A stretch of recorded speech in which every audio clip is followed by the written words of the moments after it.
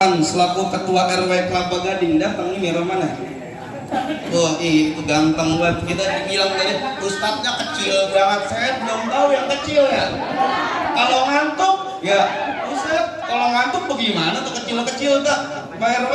Ya mudah-mudahan selalu sehat Pak RW. Mudah-mudahan warganya juga selalu bahagia ya Pak RW ya. Amin ya rabbal alamin. Oh Pak RW 04, mudah-mudahan selalu sehat Pak. Ya Allah, semua hadir. Terus ada Bapak Ahmad Basahil atau Bang Kong. Kita mengenalnya Kong Ipit. Ya, Kong Ipit sehat, Kong Ipit, masya Allah. Selaku Ketua PAC Partai Demokrat Kecamatan Kelincing, mudah-mudahan selalu diberikan keberkahan oleh Allah Subhanahu wa Ta'ala dan dipanjangkan umurnya, mudah-mudahan sampai ila yaumil qiyamah kurang 7 hari ya. Kurang 7 hari. Sama dengan Bunda Neneng Hasanah, mudah-mudahan selalu diberkahi oleh Allah Subhanahu wa Ta'ala. Ibu-ibu, abang-abang, empok-empok, encang-encing nyababe yang hadir juga duduk di sini, mudah-mudahan selalu diberkahi oleh Allah Subhanahu wa Ta'ala. Amin amin ya rabbal alamin. Tadi kita masuk set bunyi hadroh pak pak pak. Kita ada tanjidor ya, bunyi toek taunya pukulan anuan tung. Kata kita ini mantep banget, namanya Hasanah. Pas kita ngisi pengajian kitab waktu itu yang ngisi juga ini, kata kita namanya Hasan, ntar lu kayak kita kenal gitu. Oh iya kata kita, arahnya ke sana rumahnya. Pantesan, mudah-mudahan selalu berkah ya Bang ya. Mudah-mudahan selalu mendapatkan syafaat Nabi Muhammad SAW yang hadir pada hari ini. Semuanya mendapatkan syafaat Nabi Muhammad SAW. Tuh. Ini bentar lagi, berapa hari lagi kita Ramadan ini? Lebaran? 2 hari.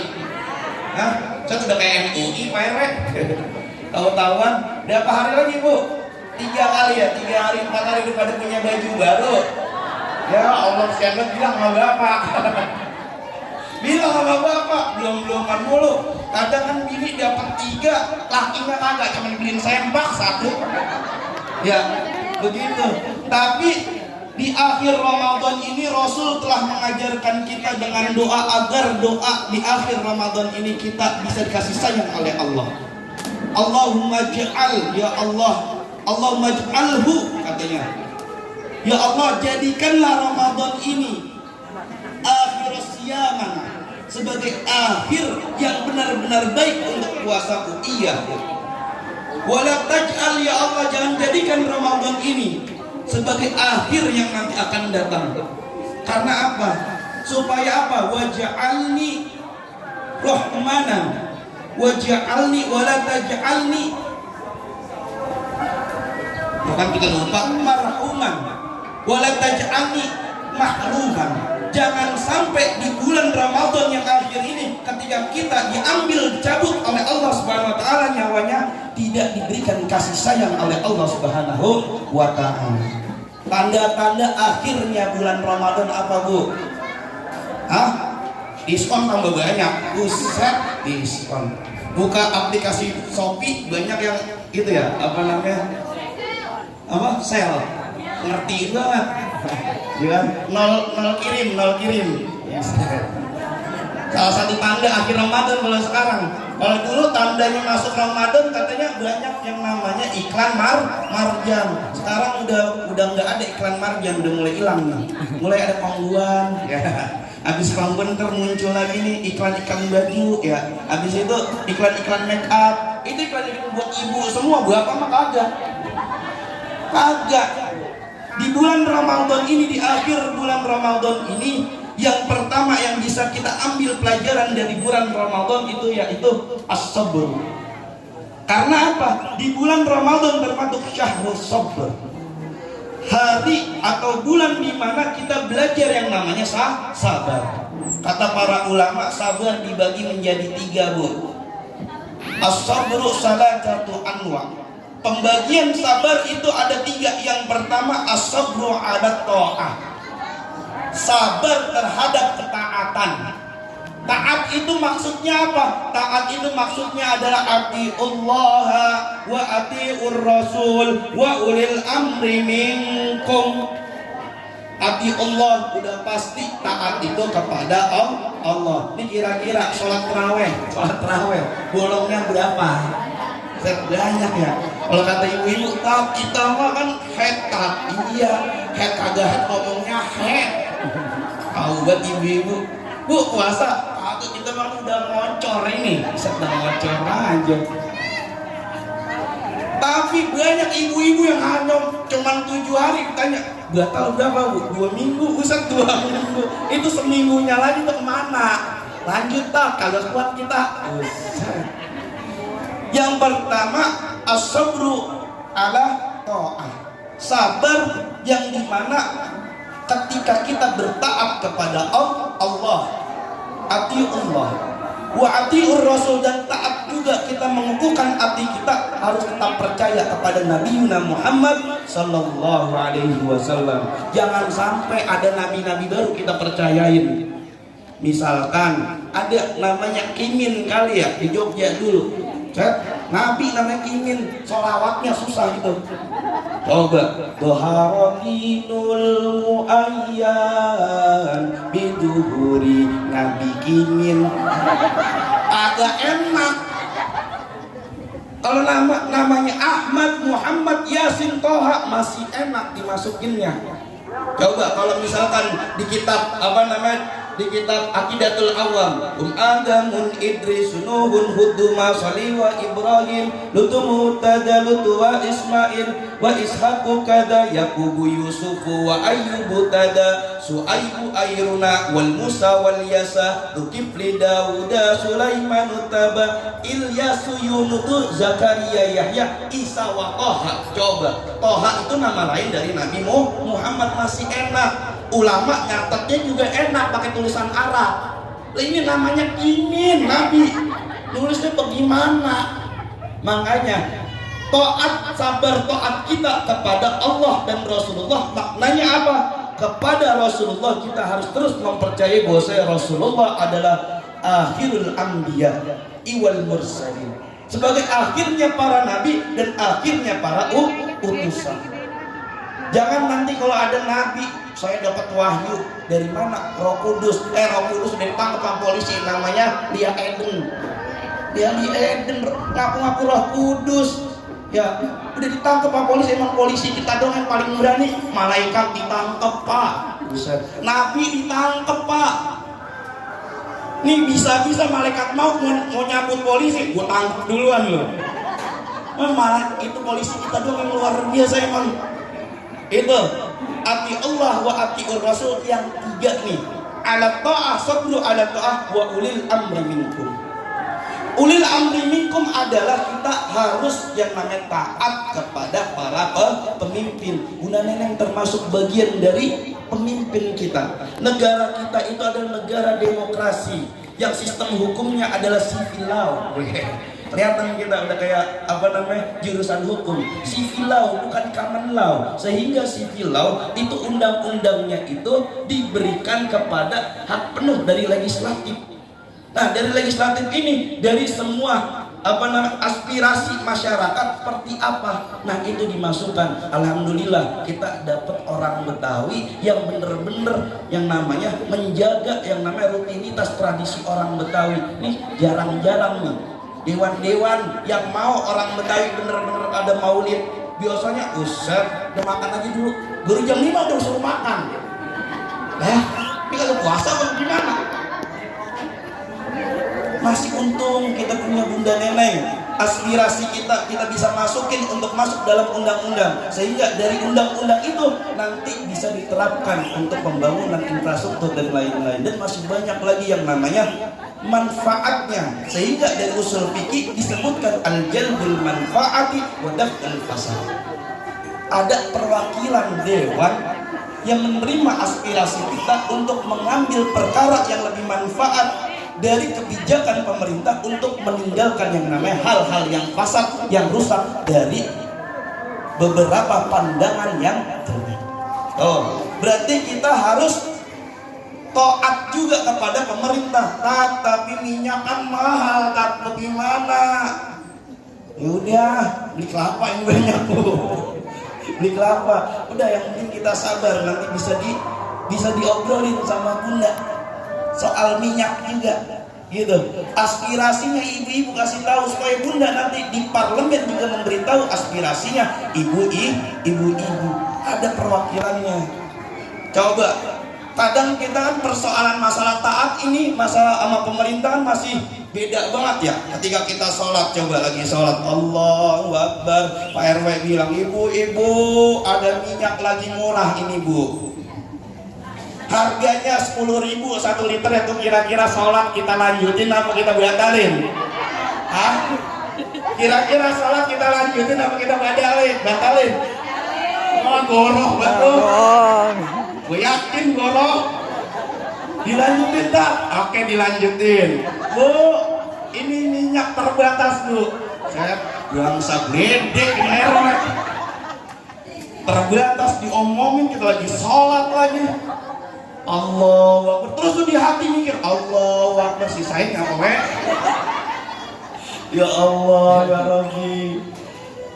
Kadang persoalan dunia kebawa ke dalam ibadah-ibadah kita. Karena apa? Kita tidak ada yang namanya as-sabru ala ta'ah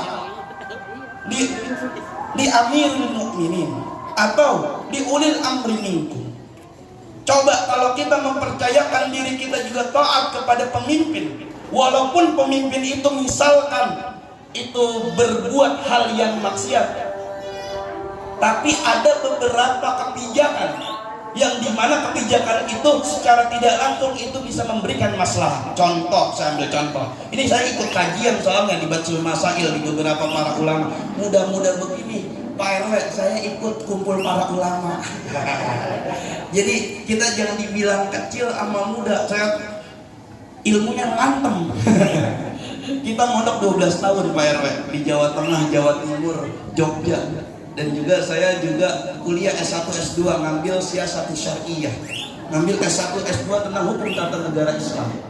Jadi saya benar-benar mengkaji kebijakan pemerintah yang paling jelas yang diambil dari dana-dana apa namanya maksiat, misalkan pajak hiburan. Coba pajak hiburan itu diambil kan dari tempatnya yang nongkrong orang-orang yang BR 2000 dulu, yang keluar sampai megang jalannya kan 2000, gue naik gocap nggak apa-apa. Untuk pembangunan infrastruktur, untuk bikin jalan, untuk bikin bangunan pasar dan lain-lain. Tuh, kalau misalkan kagak ada pajak hiburan tuh kira-kira jalan ibu dari sini ya ke misalkan kerorokan yang ada warung atau ada pasar yang paling bagus, kalau jalanannya rusak itu berapa menit? Kira-kira bisa sampai setengah jam, bahkan 1 jam, bahkan 1,5 jam. Tapi kalau jalanannya halus, enak, ngebut juga enak bu. Kadang spion kiri, beloknya kanan, nggak apa-apa. Yang penting jalanannya udah mulus. Kan begitu ibu-ibu yang menguasai jalanan. Ya. Kita mau belok kanan, ibu-ibu ngapa lu lewat kanan? Nah, mau kita lewatin, kita ngomelin. Kadang begitu. Yang penting dari pajak hal maksiat itu dikembalikan dananya untuk pembangunan infrastruktur umat, untuk mensejahterakan umat. Itu kita ngelihat sudut pandangnya itu, jangan ngelihat sudut pandang jeleknya doang. Kalau kita ngelihat sudut pandang jeleknya doang, yang ada nih negara pengen dirubah mulu. Jadiin DITII, jadiin yang namanya negara daulah Islam. Emang bisa negara daulah Islam itu bisa sejahtera? Kita kaji selama 8 tahun kuliah, susah mengkaji negara menjadi negara daulah Islamiyah. Karena apa? Rasulullah datang dari Mekah ke Yathrib itu bertemu dengan beberapa kabilah umum. Ada orang Nasrani, ada orang Yahudi, ada orang Majusi. Itu dikumpulkan menjadi satu sama Rasulullah, membuat yang namanya Syafihatul Madinah atau undang-undang dasar kota Madinah. Apa di dalam undang-undang dasar itu? Di situ Rasulullah tidak memperwakilkan dirinya sebagai Rasulullah Sallallahu Alaihi Wasallam, tapi perwakilan dirinya dalam undang-undang Madinah an Muhammad ibn Abdillah, tidak membawa-bawa yang namanya dari utusan Allah. Lebih mengedepankan yang namanya memanusiakan manusia. membangun kota Madaniyah menjadi kota yang modern, membangun kota Madaniyah yang menjadi kota yang luar biasa melalui indikasinya adalah memanusiakan manusia. Sehingga udah paling mantap nih negara kita beralaskan yang namanya Pancasila, Undang-Undang Dasar Bhinneka Tunggal Ika. Kita repot 800 tahun kalau kita buka buku sejarah. 800 tahun orang-orang yang dari sono timur laut mau dakwah Islam ke Jawa, mau dakwah Islam ke Sulawesi, mau dakwah Islam ke Kalimantan, susah masuknya. Ngapa bisa begitu? Karena negara kita udah sangat kuat. Kerajaan yang nama Majapahit udah punya tatanan yang sosial yang sangat kuat, namanya udah dibukukan lagi, namanya tatanan sosial Sutasoma. Tatanan kenegaraannya juga sudah kuat, namanya negara Kertagama. Mau dibilang kayak apapun, mau dididik modelnya kayak apapun, dengan bawa alasan-alasan Islam susah, kecuali para wali-wali 9 akhirnya mengambil al-muhaffadu alal qadimi shalih wal ahdu bil jadidil anfa. Mengambil perkara yang lama itu baik dengan tradisi dari Hindu Siwa atau Hindu Buddha yang dulu itu masih baik, itu diganti nilai-nilainya dengan nilai-nilai keislaman baru masuk. Islam baru masuk abad ke-15. Susah. Mau diganti daulah Islamiyah 4 madhab, kita mau pakai madhab apa? Sudut pandangnya yang seperti apa? Ada yang sudut pandang yang namanya ideologisasi Islamik, ada yang namanya Mu'tazilah, ada yang namanya Khawarij, ada yang namanya Syiah, ada yang namanya Ahli Sunnah wal Jamaah. Ahli Sunnah wal Jamaah yang model kayak apa? Samarkan Bukhara atau apa? Ada yang Maturidiyah. Makanya susah kita mau pakai daulah Islamiyah. Maka udah paling benar negara kita, negara kesatuan Republik Indonesia. Di bulan Ramadan ini, negara kita juga negara yang merdekanya ketika di bulan Ramadan. Pada tanggal berapa? 9 Ramadan tahun 1334 Hijriah. Bung Karno sebelum memproklamirkan yang namanya kemerdekaan, Pak, itu sowan dulu ke Kiai Hasyim Asy'ari, sowan dulu ke Kiai Abdul Mukti perwakilan Muhammadiyah, nanya, Kiai, ini roman-roman yang kita mau teriak kapan? Kalau kata Bung Karno, ini roman-romannya kita mau teriak merdeka, itu kapan, Kiai? Ntar dulu kita hitung-hitung dulu. Kali Kiai sambil ngupil gitu ya. Pas dihitung-hitung ternyata pas tanggal 17 Bung Karno, tanggal 16 kaum muda itu udah agak pada kuat. Nggak namanya muda itu ya. Buset, apa-apa kalau baru ngeliat yang montok aja tadi la montok banget. Jadi begitu. Ini namanya muda, lagi kencang-kencangnya Bu. Ya. Jadi pengen buru-buru diproklamirkan, orang-orang tua dibawa di Rengas Dengklok. Dibawa ke Rengas Dengklok, suruh untuk memproklamirkan. Tapi kata Bung Karno, kata Dr. Rajiman, entar dulu tong, lu kan masih muda, lu baru akil balik. Kita yang berjuang udah lama, kita bawa dulu ke Jakarta, kita proklamirkan di Jakarta pada tanggal 17 Agustus tahun 1945 sesuai dengan amanat para kiai-kiai dan para ulama yang ada di Indonesia. Oh, mantap nggak Indonesia? Mantap. Sehingga kita jangan sampai punya pikiran gara-gara kebijakan pemerintah yang kagak baik buat kita, itu cuma sekali, 2, 3 kali. Tapi beberapa kebijakan pemerintah ada juga yang manfaat untuk kita. Dapat KJP apa kagak? Dapat. Dapat KIP apa kagak? Dapat. THR dapat THR. Wah, 2 kali apa 3 kali Bu? Kagak mulu. Laki dapat ya THR laki. THR-nya laki cukup. Paham ya? Terus yang kedua, as-sabru 'alal ma'asi, anil ma'asi. Sabar terhadap perkara maksiat. Ini lagi puasa nih, ya Allah, itu enak banget Ramadan. Sabar Bu. Nunggu waktunya. Kita harus sabar. Abang-abang kalau ada cewek lagi montok, buat montok lewat, yang tadinya dikiran la ilaha illallah, la ilaha illallah. Pas didikirin kayak gitu cewek tambah plak. Akhirnya kadang tuh abang-abang kor kami bukan ikutin la ilaha illallah, la ilah montok bang. Sabar bang, anil maksiat. Yang ketiga, sebelum kita buka, Romannya udah pada lapar banget ini mukanya. Belum? Puasa apa kagak? Ah, masa itu bibir Romannya merah-merah itu. Habis minum mantap apa gimana? Oh, dia tutup masker biar gak ketahuan lagi ngemil. Masukin satu-satu ya Bu ya. Terus yang ketiga, as-sabru 'alal iqdarillah. Sabar terhadap takdir yang telah diberikan oleh Allah Subhanahu wa ta'ala. Maksudnya apa? Takdir semua yang telah dituliskan di Lauhul Mahfuz untuk setiap hamba manusia itu semua takdir bagus. Takdirnya bagus, tapi kadang pikiran kita yang kagak bagus. Ya Allah, hari ini cuma 1000 doang gue dikasih. Ya Allah, bagaimana sih ya Allah? Sholat kagak, puasa kagak, ngaji kagak, tapi minta yang namanya rezeki terus digedor tuh pintu.